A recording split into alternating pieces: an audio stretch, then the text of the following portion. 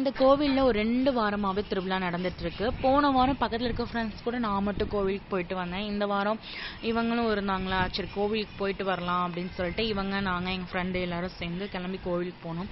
போயிட்டு சாமி கும்பிட்டுட்டு அப்படியே அங்க பார்த்தோம் அப்படின்னா எல்லாம் சூப்பரா பண்ணியிருந்தாங்க. அந்த சாமியை வந்துட்டு ஊஞ்சல்ல வச்சிருந்ததும் சரி, அதுக்கப்புறம் ஒரு சாமியை சென்டர்ல வச்சு சுத்தி 9 சாமி வச்சு அது சக்கரத்துல சுத்துற மாதிரி வச்சிருந்ததும் சரி, சூப்பரா இருந்தது பார்க்கறதுக்கே. அங்க இருக்கிற லைட் செட்டிங் எல்லாமே செமையா இருந்தது. அதெல்லாம் அப்படியே கொஞ்ச நேரம் வேடிக்கை பார்த்துட்டு இருந்தோம்.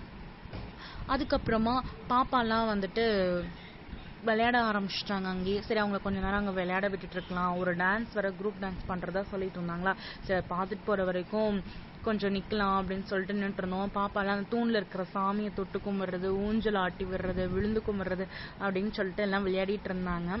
அதுக்கப்புறமா குரூப் டான்ஸும் ஸ்டார்ட் பண்ணிட்டாங்க.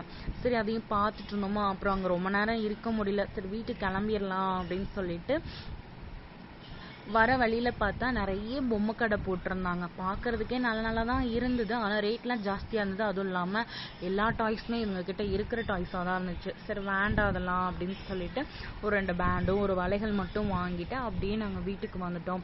நெக்ஸ்ட் மந்த் வந்துட்டு எங்கள் ஊர்லேயும் இனிமேல் திருவிழா ஸ்டார்ட் பண்ணிடுவாங்க. பால் குடம், அதுக்கப்புறம் ஜூன் ஜூலையில் எங்கள் அம்மா வீட்டில் வந்து திருவிழா, தேர், பால் குடம், கரகம் அந்த மாதிரி வந்துடும். அதெல்லாம் வெயிட் பண்ணிகிட்ருக்கோம் எப்படா வரும் அப்படின்னு சொல்லிட்டு. பார்க்கலாம்.